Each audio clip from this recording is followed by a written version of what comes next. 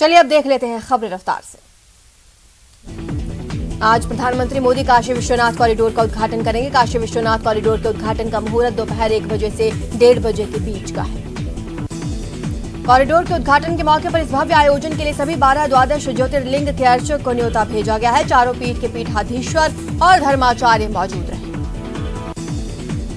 Kashi Vishwanath corridor के लिए अधिग्रहण से लेकर निर्माण तक करीब 600 करोड़ रुपए खर्च हुए। काशी विश्वनाथ कॉरिडोर के निर्माण के लिए मंदिर के आसपास करीब 40,000 वर्ग मीटर क्षेत्र का अधिग्रहण किया गया। आज काशी विश्वनाथ धाम को भक्तों को समर्पित करने के बाद प्रधानमंत्री सभी मुख्यमंत्रियों के साथ सम्मेलन करेंगे। प्रधानमंत्री इस सम्मेलन में मुख्यमंत्रियों को गुड गवर्नेंस का मंत्र देंगे। प्रधानमंत्री मोदी ने बैंक जमा राशि बीमा कार्यक्रम में हिस्सा लिया। पीएम मोदी ने कहा, बैंक डूबने पर 5 लाख रुपए जरूर मिलेंगे, इससे जमाकर्ताओं को सुरक्षा मिली है। महंगाई के मुद्दे पर केंद्र सरकार को घेरने के लिए कांग्रेस जयपुर में महंगाई हटाओ रैली हुई। इस रैली में सोनिया गांधी, प्रियंका गांधी, राहुल गांधी शामिल हुए। रैली के दौरान राहुल गांधी ने कहा, देश में 2 शब्दों की टक्कर है, एक शब्द हिंदू, एक हिंदुत्व। मैं हिंदू हूं लेकिन हिंदुत्ववादी नहीं हूं। महात्मा गांधी हिंदू थे और गोडसे हिंदुत्ववादी। कांग्रेस बढ़ती महंगाई के खिलाफ महंगाई हटाओ महारैली में प्रियंका गांधी ने केंद्र सरकार पर जमकर हमला बोला। कहा, प्रधानमंत्री के पास 160 करोड़ विमान खरीदने के लिए हैं, लेकिन किसानों के लिए नहीं। महंगाई हटाओ महारैली में अशोक गहलोत ने संबोधन के दौरान कहा, केंद्रीय रैली जयपुर में हो रही है, ये राजस्थान के लिए गौरव की बात है। जयपुर में कांग्रेस बढ़ती महंगाई के खिलाफ महंगाई हटाओ महारैली में प्रदेश के पूर्व उप मुख्यमंत्री सचिन पायलट ने मोदी सरकार पर जमकर निशाना साधा। कहा, बहुमत के आधार पर अहंकार में बहुत ज्यादा दिन राजनीति नहीं की जा सकती। राहुल गांधी के बयान पर असदुद्दीन ओवैसी ने हमला बोला। राहुल गांधी और कांग्रेस पर निशाना साधते हुए कहा, आप लोगों ने हिंदुत्व के लिए जमीन तैयार की है।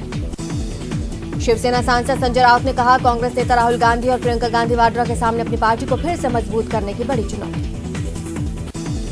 सीकर में केंद्रीय मंत्री गजेंद्र सिंह शेखावत ने कांग्रेस की रैली को लेकर राहुल गांधी पर निशाना साधा। कहा, जिस विद्याधर नगर स्टेडियम की क्षमता सिर्फ 30,000 लोगों की है, वहां कांग्रेस 2 लाख लोगों के आने का दावा करती नजर आई। कांग्रेस की रैली के बाद बीजेपी ने निशाना साधा। उपनेता प्रतिपक्ष राजेंद्र राठौड़ ने कहा, रैली में कोरोना गाइडलाइंस की धज्जियां उड़ाई गई। बीजेपी प्रदेश सरकार की नीतियों के खिलाफ मोर्चा खोलने की तैयारी में 16 दिसंबर को बीजेपी की ओर से सभी मुख्यालयों पर धरना प्रदर्शन किया जाएगा। चूरू में बीजेपी प्रदेश अध्यक्ष सतीश पूनिया ने कांग्रेस की महंगाई रैली पर चुटकी ली। कहा, राहुल गांधी जहां जहां जाते हैं भारतीय जनता पार्टी जीत जाती है। बीजेपी के सांसद वरुण गांधी ने किसानों की मांग को एक बार फिर अपना समर्थन दिया। एमएसपी को कानूनी गारंटी बनाने वाला निजी विधेयक रखा है। सीएम योगी ने प्रदेश में निःशुल्क राशन वितरण महाअभियान की शुरुआत करते हुए दावा किया कि उनकी सरकार कोविड-19 महामारी की तीसरी लहर से निपटने के लिए तैयार है।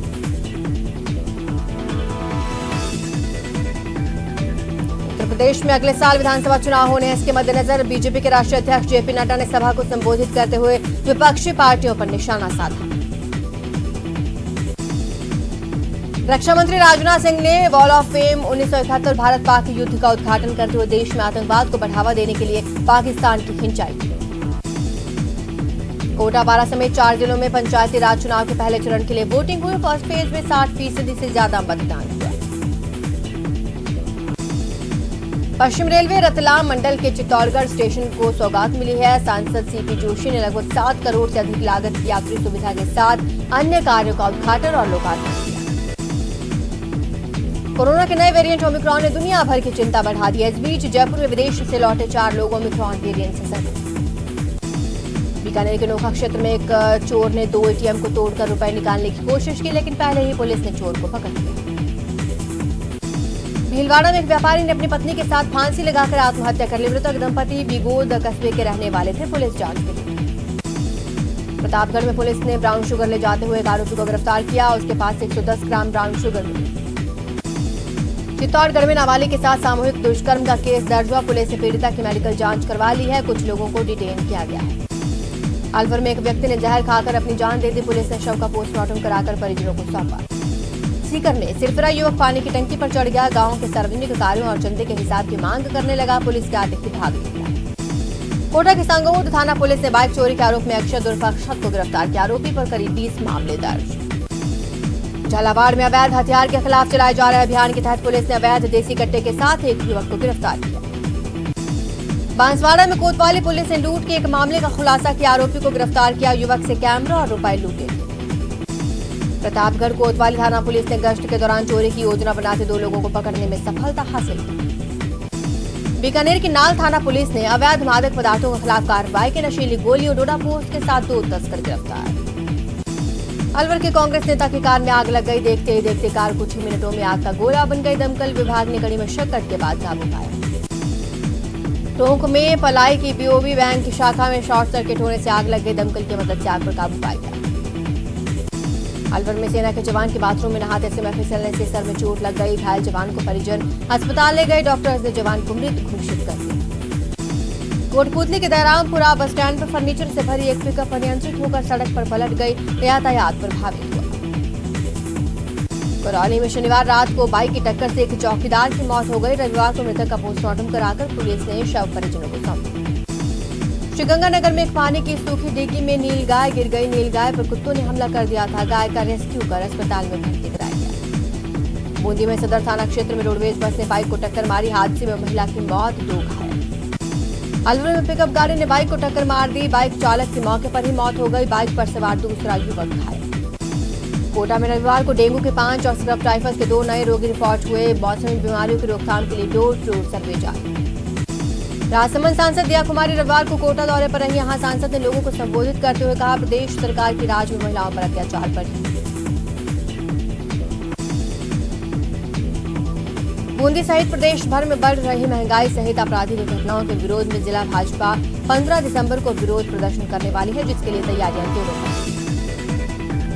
कोटा पंचायत राज चुनाव का पहला चरण रविवार को शांतिपूर्ण तरीके से संपन्न हुआ। इटावा में 5 और सुल्तानपुर में 4 जिला परिषद वार्ड के लिए मतदान।